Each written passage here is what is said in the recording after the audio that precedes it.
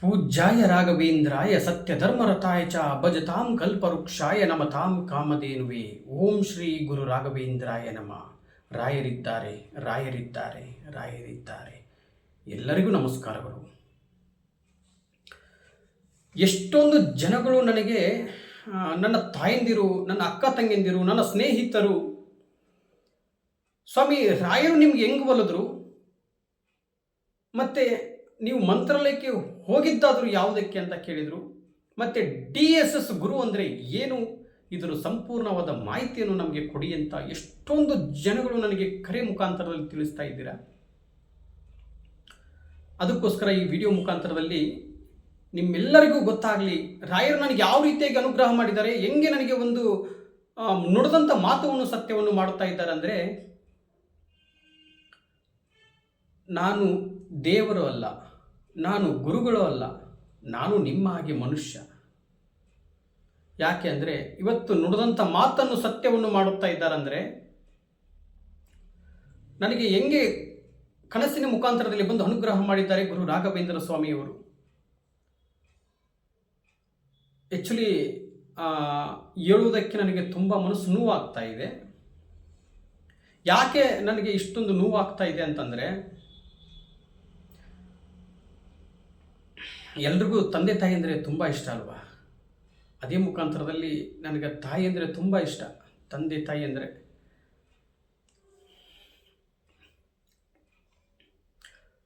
ಅವ್ರು ಇದ್ದಾಗ ಒಂದು ಮಾತು, ಇರಲಾರ್ದಾಗ ಒಂದು ಮಾತು. ಅಂದರೆ ಯಾವ ರೀತಿಗೆ ಅಂದರೆ, ಇದ್ದಾಗ ಅಷ್ಟು ನಾವು ಫೋನ್ ಮುಖಾಂತರದಲ್ಲಿ ಎಲ್ಲೋ ಇರ್ತೀವಿ, ಫೋನ್ ಮುಖಾಂತರದಲ್ಲಿ ಹೆಂಗಿದ್ದೀರ ಅಂತ ವಿಚಾರಣೆ ಮಾಡಿ ಅಷ್ಟೇ ಮಾತಾಡ್ತಿರ್ತೀವಿ. ಅವ್ರನ್ನ ಕಳ್ಕೊಂಡಾಗ ಮಾತ್ರ ಆ ದುಃಖ ಇರುತ್ತಲ್ಲ, ಆ ದುಃಖ ತಡ್ಕೊಳಕ್ಕಾಗಲ್ಲ, ಅಷ್ಟೊಂದು ದುಃಖ ಆಗುತ್ತೆ. ಇರಲಿ, ಅದು ನನಗೆ ರಾಯರು ಬಂದು ನನಗೆ ಯಾವ ರೀತಿಯಾಗಿ ಸೂಚನೆ ಕೊಟ್ಟರು ಅಂತ ಅನ್ನೋದು ಸಂಪೂರ್ಣವಾದ ಮಾಹಿತಿಯನ್ನು ನಿಮಗೆ ತಿಳಿಸ್ತಾ ಇದ್ದೀನಿ. ಮೊದಲನೇದಾಗಿ DSS ಗುರು ಅಂದರೆ ದೇವರ ಸೇವಕನಾದ ಸಂತೋಷ. DSS ಗುರು ಅಂದರೆ ದೇವರ ಸೇವಕನಾದ ಸಂತೋಷ. ಮತ್ತು ಇನ್ನೊಂದು ವಿಚಾರದಲ್ಲಿ ನನಗೆ ಗುರು ರಾಘವೇಂದ್ರ ಸ್ವಾಮಿಯವರು ಯಾವ ರೀತಿಯಾಗಿ ಕನಸಿನ ಮುಖಾಂತರದಲ್ಲಿ ಸೂಚನೆ ಕೊಟ್ಟಿದ್ದಾರೆ ಅಂದರೆ, ತಂದೆ ತಾಯಿನ ಆಲ್ರೆಡಿ ನಾನು ತಿಳಿಸ್ಕೊಟ್ಟಿದ್ದೀನಿ. ತಂದೆ ತಾಯಿ ಅಂದರೆ ತುಂಬ ಇಷ್ಟ, ಬಟ್ ಏನು ಮಾಡ್ತೀರಾ, ನಾನು ಎಲ್ಲರನ್ನೂ ಕಳ್ಕೊಂಡ್ಬಿಟ್ನಲ್ಲ ಅನ್ನೋ ಒಂದು ಮನಸ್ಸು ತುಂಬ ನೋವಾಗೋಯಿತು. ಅಂದರೆ ನನ್ನ ತಾಯಿ, ತಂದೆ, ಅಣ್ಣ ಇವರೆಲ್ಲರೂ ನನಗೆ ಕಳ್ಕೊಂಡಾಗ ಎಷ್ಟು ನೋವಾಗ್ತಾ ಇದೆ ಅಂದರೆ, ಮನಸ್ಸು ಅಷ್ಟು ನೋವಾಯಿತು. ನಾನು ಯಾಕಪ್ಪ ತಂದೆ, ನನಗೆ ಯಾಕೆ ಇಷ್ಟು ಕಷ್ಟ ಕೊಡ್ತಾ ಇದೀಯಾ, ಯಾಕೆ ನನ್ನನ್ನು ಎಲ್ಲರೂ ಯಾಕೆ ಕರೆದುಕೊಂಡ್ರಿ ತಂದೆ ಅಂತ ರಾಯರಲ್ಲಿ ಕ್ವಶನ್ ಮಾಡಿ ಕೇಳಿದೆ ನಾನು. ರಾಯರು ನನಗೆ ಒಂದು ಮಾತನ್ನು ಹೇಳಿದರು, ಕಂದ ಚಿಂತೆ ಮಾಡಬೇಡ, ನಾನಿದ್ದೀನಿ ಅಂತ ಹೇಳಿದರು. ಯಾವ ರೀತಿಯಾಗಿ ಅಂದರೆ, 2ನೇ ಮಂತ್ರಾಲಯ ಅಂತ ಹೇಳ್ಬೋದು ನಮ್ಮ ಜಯನಗರ ರಾಯರ ಮಠದಲ್ಲಿ. ಅವತ್ತು ರಾಯರಲ್ಲಿ ಕೇಳ್ಕೊಂಡು ಬಂದೆ, ಯಾಕೆ ತಂದೆ ಇಷ್ಟೊಂದು ನೋವಾಯಿತು, ನನಗೆ ದುಃಖವನ್ನು ತಡ್ಕೊಳಕ್ಕಾಗ್ತಾ ಇಲ್ಲ, ನಿಮ್ಮ ಹತ್ರ ಬಂದು ಹೇಳ್ತಾ ಇದ್ದೀನಿ ಅಂತಂದು ರಾಯರಲ್ಲಿ ಕೇಳಿಕೊಂಡು ನಾನು ಮನೆಗೆ ಹಿಂದೆ ತಿರುಗಿ ಬಂದು, ನೈಟ್ ಆಗಿತ್ತು, ಮಲಗಿದಂಥ ಸಮಯದಲ್ಲಿ ರಾತ್ರಿ 3-3:30 ಆಗಿತ್ತು ಟೈಮು. 3:15 ಆಗಿತ್ತು. 3:15 ಅಂದರೆ ಆ ಕ್ಷಣದಲ್ಲಿ ನನಗೆ ಎಚ್ಚರಿಕೆ ಆಗಿ ನಾನು ಮಲ್ಕೊಂಡಿದ್ದೆ. ಮಲಗಿದಂಥ ಸಮಯದಲ್ಲಿ ಬಾತ್ರೂಮಿಗೆ ಹೋಗಿದ್ದೆ. ನಾನು ಮಲಗಿದ್ದೀನಿ, ಬಟ್ ಇದು ಕನಸಲ್ಲೇ ಆಗ್ತಾ ಇರೋದು ನನಗೆಲ್ಲ. ಇವಾಗ ಏನು ಹೇಳ್ತಾ ಇದ್ದೀನಲ್ಲ, ಈ ಮ್ಯಾಟ್ರು ನಾನು ಮಲಗಿದಂಥ ಸಮಯದಲ್ಲಿ ಕನಸಿನ ಮುಖಾಂತರ ಅಲ್ಲ. ಅಂದರೆ ನಾನು ಬಾತ್ರೂಮಲ್ಲಿ ಹೋಗಿ ತುಂಬ ಅಳ್ತಾ ಇದ್ದೀನಿ. ಅಳುವಂಥ ಸಮಯದಲ್ಲಿ 3:15 ಆಗಿದೆ. ಹತ್ಕೊಂಡು ಕೂತ್ಕೊಂಡಿದ್ದೀನಿ. ಡೋರ್ ಯಾರೋ 3:30 ಸುಮಾರು ಡೋರ್ ತಟ್ತಾ ಇದ್ದಾರೆ. ಈ ಟೈಮಲ್ಲಿ ಯಾರು ಬಂದರು ಅಂತಂದು ಡೋರ್ ಓಪನ್ ಮಾಡಿ ನೋಡ್ತೀನಿ. ಡೋರ್ ಓಪನ್ ಮಾಡಿದ ತಕ್ಷಣ ಗುರು ರಾಘವೇಂದ್ರ ಸ್ವಾಮಿಯವರು, ನಾನು ಹೆಂಗೆ ಇವಾಗ ಯಾವ ರೀತಿಯಾಗಿದ್ದೀನಿ ಇದೇ ರೀತಿಯಾಗಿ ಕಂದ ಅಂತ ನನ್ನನ್ನು ಸ್ವೀಕರಿಸ್ಕೊಂಡ್ರು. ನನಗೆ ಮೈಯೆಲ್ಲ ರೋಮಾಂಚನ ಆಯಿತು. ತಂದೆ ಬಂದ್ರಲ್ಲ ತಂದೆ ಅಂತಂದು ಕೈ ಮುಗಿದು ಅವರ ಪಾದವನ್ನು ನಮಸ್ಕಾರ ಮಾಡಿ, ತಂದೆ ನನಗೆ ಯಾಕೆ ಇಷ್ಟು ಕಷ್ಟವನ್ನು ಕೊಟ್ಟಿದ್ದೆ ಅಂತ ಇದು ಕನಸಿನ ಮುಖಾಂತರದಲ್ಲಿ ನಾನು ಕೇಳ್ಕೊತಾ ಇದ್ದೀನಿ. ಅವಾಗ ನನಗೆ ರಾಯರು ಒಂದು ಮಾತು ಹೇಳಿದರು, ಕಂದ ಚಿಂತೆ ಮಾಡಬೇಡ, ನಿನ್ನ ಜೊತೆ ನಾನು ಇರುತ್ತೇನೆ, ನಿನ್ನ ತಂದೆ ತಾಯಿ ಯಾರೂ ಇಲ್ಲಂತ ಕೊರಗಬೇಡ, ಅವ್ರನ್ನ ರಾಜವಂಶದಲ್ಲಿ ನಾನು ಹುಟ್ಟಿಸ್ತೀನಿ, ಚಿಂತಿಸಬೇಡ. ನಿನ್ನ ನುಡಿದಂಥ ಮಾತವನ್ನು ಸತ್ಯವನ್ನು ಮಾಡುತ್ತೇನೆ, ನೀನು ನನ್ನೊಟ್ಟಿಗೆ ಬರುತ್ತೀಯಾ ಅಂತಂದು ಗುರು ರಾಘವೇಂದ್ರ ಸ್ವಾಮಿಯವರು ಕನಸಿನ ಮುಖಾಂತರದಲ್ಲಿ ನನಗೆ ಆಶೀರ್ವಾದವನ್ನು ಮಾಡಿದರು. ತಂದೆ, ಆಯಿತು, ನೀವೆಲ್ಲಿ ಕರೆದರೂ ನಾನು ಬರುತ್ತೇನೆ, ನೀವೆಲ್ಲಿ ಕರೆದರೂ ನಾನು ಬರುತ್ತೇನೆ ಅಂತಂದು ಅವತ್ತು ನಾನು ರಾಯರಿಗೆ ಹೇಳಿದೆ. ಒಂದು ಮಾತು, ನಿನ್ನ ವಯಸ್ಸು ಅಂದರೆ ನಿನ್ನ ಆಯುಷ್ ಇರುವುದು 86 ವರ್ಷ ನೀನು ಇರುತ್ತೀಯ. 86 ವರ್ಷ ಆದ ಮೇಲೆ ಒಂದು ಸೆಕೆಂಡ್ ಕೂಡ ನೀನು ಇರುವುದಿಲ್ಲ. ಆ ಸೂಚನೆ ಕೂಡ ನನಗೆ ಕನಸಿನ ಮುಖಾಂತರದಲ್ಲೇ ಸೂಚನೆಗಳಾಗಿರೋದು ಇವೆಲ್ಲ.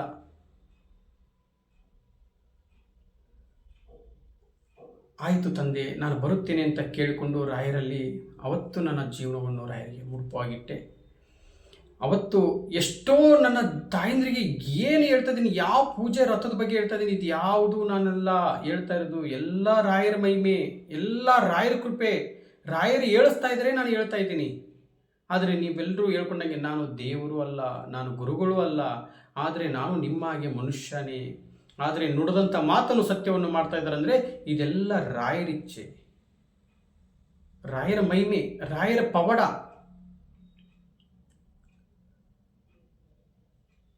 ಇನ್ನೊಂದು ವಿಚಾರದಲ್ಲಿ, ನಾನು ಮಂತ್ರಾಲಯಕ್ಕೆ ಪಾದಯಾತ್ರೆ ಮಾಡುವಂಥ ಸಮಯದಲ್ಲಿ ಈ 2 ವಿಚಾರದಲ್ಲಿ ನೋಡಿ, ಅವತ್ತು ನನಗೆ ಯಾವ ರೀತಿಯಾಗಿ ಬಂದು ಸೂಚನೆ ಕೊಟ್ಟರು ಅಂದರೆ 250 ಕಿಲೋಮೀಟರ್ ಆಗಿತ್ತು. 250 ಕಿಲೋಮೀಟರ್ದಲ್ಲಿ ಗೋಮಾತೆನ ಕರ್ಕೊಂಡು ಹೋಗ್ತಾ ಇದ್ದೀನಿ. ಹೋಗುವಂಥ ಸಮಯದಲ್ಲಿ ಅಲ್ಲಿ ಪೆಟ್ರೋಲ್ ಬಂಕು, ಆ ಕಡೆ ಸ್ಮಶಾನ ಇದೆ.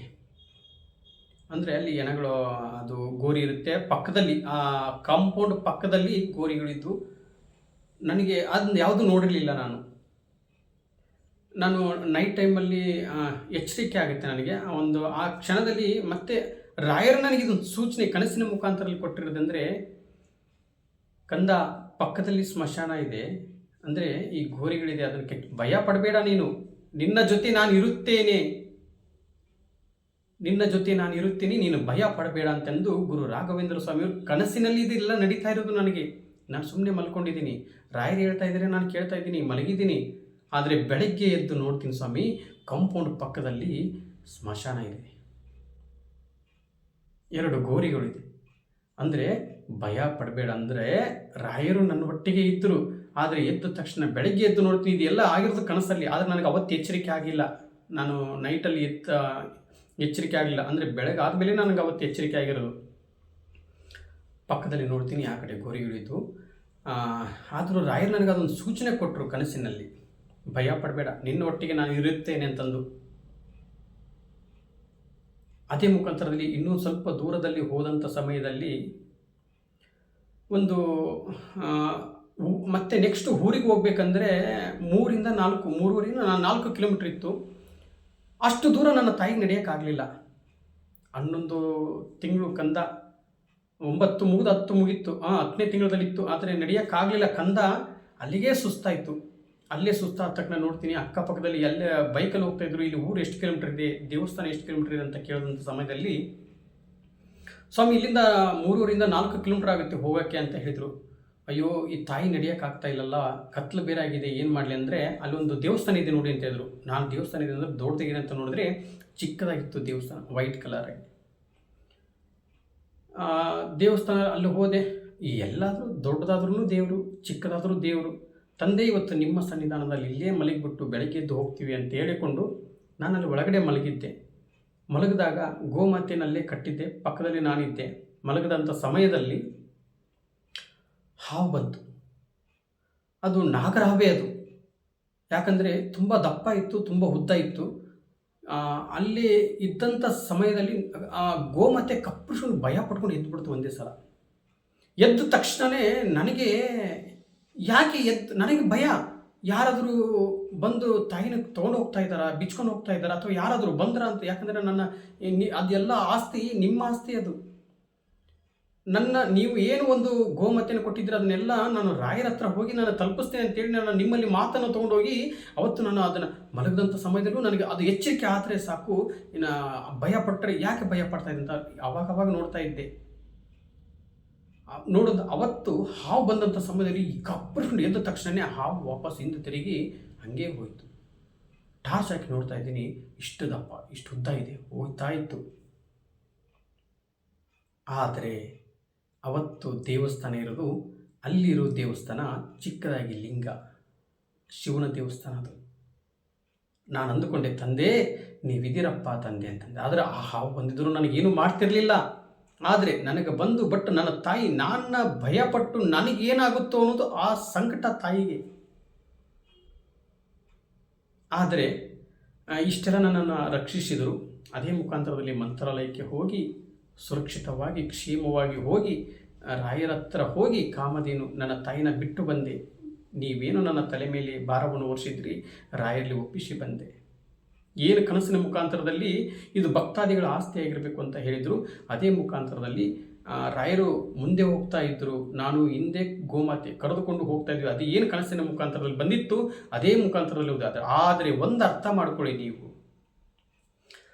ಲಾಸ್ಟ್ ಟೈಮ್ ನಾನು ಮಂತ್ರಾಲಯಕ್ಕೆ ಪಾದಯಾತ್ರೆ ಮಾಡುವಂಥ ಸಮಯದಲ್ಲಿ ಎಲ್ಲೇ ನೋಡ್ತೀರಾ ಅಲ್ಲೆಲ್ಲ ಬರೀ ಒಣ ಹುಲ್ಲು, ಅಲ್ಲಿ ಎಲ್ಲೂ ಏನೂ ಇರಲಿಲ್ಲ, ಫುಲ್ಲು ಬಿಸಿಲು, ಬರೀ ಕಲ್ಲು ಮುಳ್ಳುಗಳು ಅಷ್ಟೇ ಕಾಣಿಸ್ತಾ ಇತ್ತು. ಆದರೆ ರಾಯರ ಮಹಿಮೆ ನೋಡಿ ಮತ್ತೆ 6 ತಿಂಗಳಾದ ನಂತರ ಪುನಃ ನನಗೆ ಕನಸಿನ ಮುಖಾಂತರದಲ್ಲಿ ಸೂಚನೆ ಕೊಟ್ಟಂಥ ಸಮಯದಲ್ಲಿ ಗೋಮಾತೆ ಹೋಗ್ತದೇನೆ ಅಂದರೆ ತಾಯಿನ ಕರ್ಕೊಂಡು ಹೋಗುವಂಥ ಸಮಯದಲ್ಲಿ ನಾನು ರೋಡ್ ಬಿಟ್ಟು ಕೆಳಗಡೆ ಇಳಿದಿಲ್ಲ. ಯಾಕೆ ಅಂದರೆ ಬರೀ ರೋಡಲ್ಲೇ ಹುಲ್ಲಿತ್ತು. ಅದಕ್ಕೆ ನ್ಯಾಚುರಲ್ ಫುಡ್ ಅಂದರೆ ಹುಲ್ಲಂದರೆ ತುಂಬ ಇಷ್ಟ ಗೋಮಾತೆ. ಅಂದರೆ ಚಿಂತಿಸಬೇಡ ಕಂದ, ಮಳೆ 6 ತಿಂಗಳದೊಳಗಡೆ ಮಳೆಯನ್ನು ಅದ್ಭುತವಾಗಿ ಕೊಟ್ಟರು. ನನ್ನ ತಾಯಿಗೆ ಹೊಟ್ಟೆ ತುಂಬನೂ ಊಟ ಮಾಡಿದರು. ಏನು ಇಲ್ಲಿಂದ ಹೋದೆ ಮಂತ್ರಾಲಯ ಮುಟ್ಟುವರೆಗೂ ನನ್ನ ತಾಯಿ ಹೊಟ್ಟೆ ತುಂಬ ಊಟ ಮಾಡ್ಕೊಂಡು ಬಂದರು. ಎಷ್ಟೊಂದು ಜನಗಳು ತಾಯಂದಿರು ಅವರು ಪಾಪ ಕರ್ಮಗಳು ಕಳೆದು ಹೋಗಲಿ ಅಂತಂದು ಅವ್ರ ಕೈ ತುತ್ತನ್ನು ತಿನ್ನಿಸೋದಕ್ಕೆ ಬಂದರು. 3 ಸಲ 4 ಸಲ 5 ಸಲ ಬಂದರು. ಅಯ್ಯೋ ಈ ತಾಯಿನ ನನ್ನ ಮಹಾವ್ರನ್ನ ನೋಡ್ತಾ ಇದ್ರೆ ನನಗೆ ಒಂಥರ ನಮ್ಮ ತಾಯಿನೇ ಅಂತ ಅಂದುಕೊಂಡು ನನಗೆ ಎಷ್ಟು ಖುಷಿ ಆಗ್ತದೆ ಅಂತ ಎಷ್ಟೋ ಜನಗಳು ನನ್ನ ತಾಯಿಂದಿರು ಅಣ್ಣ ತಮ್ಮಂದಿರು ಎಲ್ಲರೂ ಬಂದು ಕೈ ತುತ್ತನ್ನು ತಿನ್ನಿಸಿದರು. ರಾಯರು ಹೇಳಿದರು, ಆದರೆ ನಾನು ಹೋಗುವಂಥ ಸಮಯದಲ್ಲಿ ಕಂಟಿನ್ಯೂ ಆಗಿ ಫುಲ್ಲು ಮಳೆ ಇತ್ತು. ಅಂದರೆ 24ನೇ ತಾರೀಕಿಗೆ ನಾನು ಹೊರಡ್ತಾ ಇದ್ದೀನಿ ಮಂತ್ರಾಲಯಕ್ಕೆ. ಹೋಗುವಂಥ ಸಮಯದಲ್ಲಿ ಅಷ್ಟು ಮಳೆ ಕೊಡ್ತಾ ಇದೆಯಾ ತಂದೆ, ಭಾನುವಾರ, ಸೋಮವಾರ, ಮಂಗಳವಾರ, ಬುಧವಾರ ಇಷ್ಟು ಮಳೆ ಕೊಡ್ತಾ ಇದೆಯಾ ತಂದೆ, ಅದು 9 ತಿಂಗಳು 10 ತಿಂಗಳದ ಕಂದನ ನಾನು ಹೆಂಗೆ ಕರೆದುಕೊಂಡು ಬರಲಿ ಈ ಮಳೆಯಲ್ಲಿ ಅಂತಂದು. ರಾಯರೇ ನೀವೇ ಕೊಟ್ಟಿದ್ದು ಸೂಚನೆ, ನೀವೇ ಇಷ್ಟು ಮಳೆ ಕೊಡ್ತಾ ಇದ್ದೀರಾ, ನಾನು ಹೆಂಗೆ ಬರಲಿ ನಿಮ್ಮ ಸನ್ನಿಧಾನಕ್ಕೆ ಅಂತ ಕೇಳಿದಾಗ, ನೀನು ಚಿಂತಿಸಬೇಡ ಕಂದ ನಾನು ಇದ್ದೀನಿ ಅಂತ ಹೇಳಿದರು. ಆದರೆ ಗುರುವಾರ ದಿವಸ ಮಳೆ ಸ್ಟಾಪ್ ಆಗಿತ್ತು. 28 ದಿವಸ ನಾನೇನು ಮಂತ್ರಾಲಯಕ್ಕೆ ತಲುಪುವರೆಗೂ ನನಗೆ ಮಳೆ ಕೊಟ್ಟಿಲ್ಲ. ಮಳೆ ಎಲ್ಲೂ ಕೊಡಲಿಲ್ಲ ನನಗೆ. ಸುರಕ್ಷಿತವಾಗಿ ಕ್ಷೇಮವಾಗಿ ನನ್ನ ಕರೆದುಕೊಂಡು ಹೋದರು.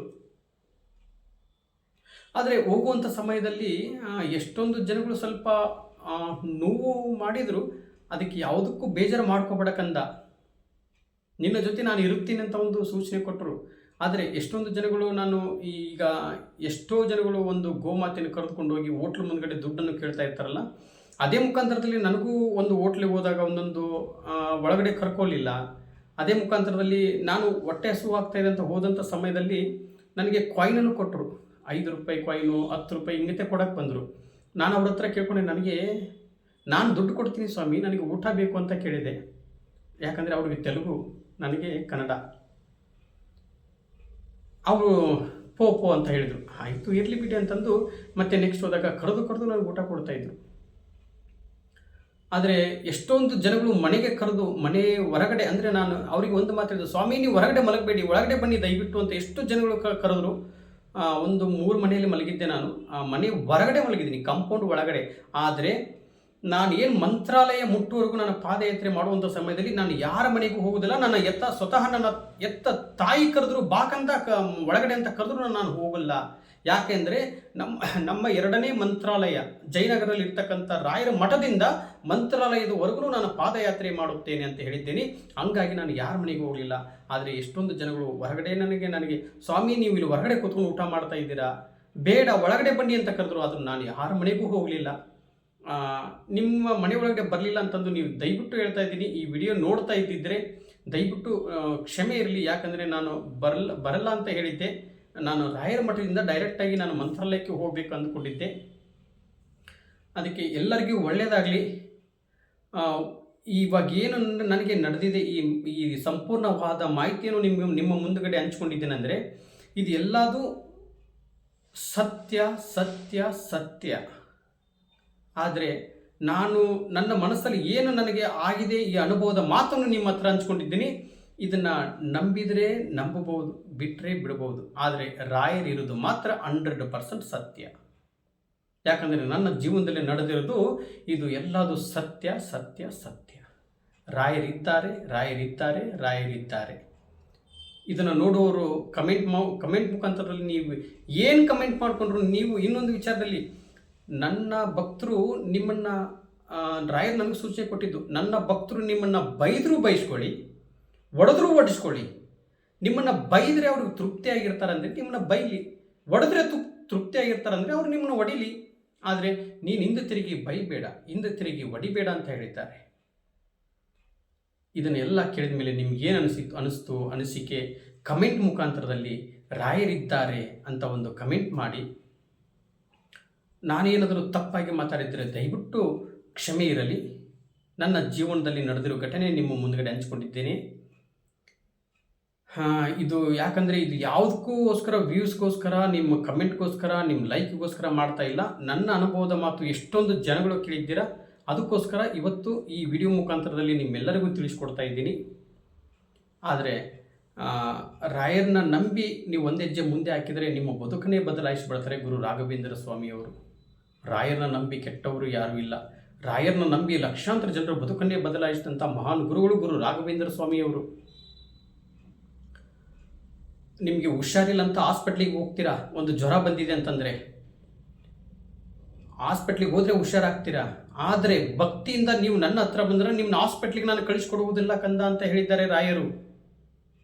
ರಾಯರು ಒಂದು ಹೊತ್ತು ಊಟ ಮಾಡಿಕೊಂಡು, ಪ್ರತಿಯೊಂದು ವಿಡಿಯೋದಲ್ಲಿ ಹೇಳ್ತಾ ಇರ್ತೀನಿ ನಾನು, ಲಾಸ್ಟ್ ವಿಡಿಯೋದಲ್ಲಿ ಹೇಳ್ತೆ, ರಾಯರು ಒಂದು ಹೊತ್ತು ಊಟ ಮಾಡಿಕೊಂಡು 4 ವರ್ಷ ಉಪವಾಸವಾಗಿದ್ದಾರೆ.